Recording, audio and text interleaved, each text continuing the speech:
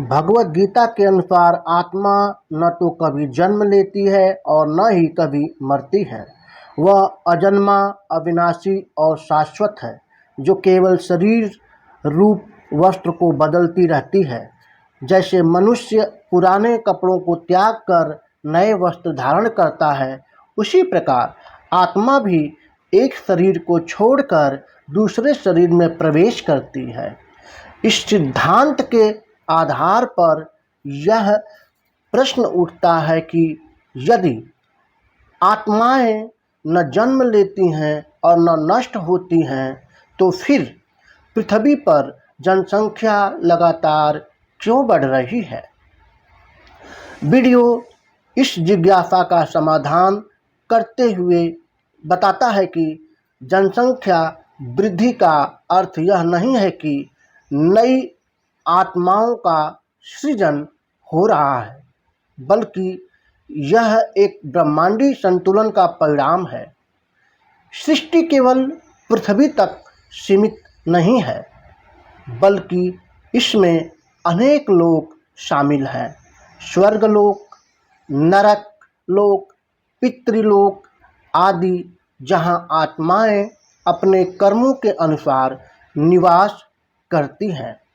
जब किसी आत्मा के पुण्य या पाप का फल समाप्त होता है, तो वह पुनः पृथ्वी पर जन्म लेने के लिए आती हैं। इस प्रकार आत्माओं का एक निरंतर प्रवाह विभिन्न लोकों के बीच चलता रहता है।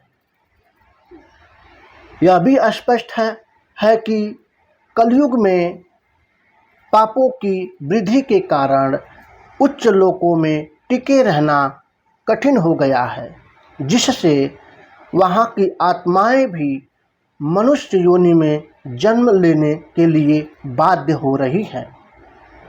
यही कारण है कि पृथ्वी पर मनुष्यों की संख्या में तेजी से वृद्धि हो रही है। इसके साथ ही पिछले जन्मों के संचित कर्मों का भी बड़ा प्रभाव होता है, क्योंकि आत्मा अपने कर्मों के बंधन में बंधी रहती है और जब तक एक कर्म समाप्त नहीं होते, तब तक उसे बार बार जन्म लेना पड़ता है। यह जन्म मरण का चक्र अनंत काल से चलता आ रहा है और आत्मा इसी चक्र में फंसी रहती है। इस पूरी प्रक्रिया को समझाते हुए देखा जाए तो अंत में एक महत्वपूर्ण समाधान प्रस्तुत होता है, जो मोक्ष का मार्ग है। मोक्ष का अर्थ है इस जन्म मरण के चक्र से पूर्ण मुक्ति प्राप्त करना। इसके लिए आवश्यक है कि मनुष्य अपने जीवन में अच्छे कर्म करे, सत्संग में रहे और भगवान के नाम का स्मरण तथा जप करे। जब आत्मा अपने कर्मों से मुक्त हो जाती है और परमात्मा में लीन हो जाती है, तब वह इस संसार के चक्र से हमेशा के लिए मुक्त हो जाती है।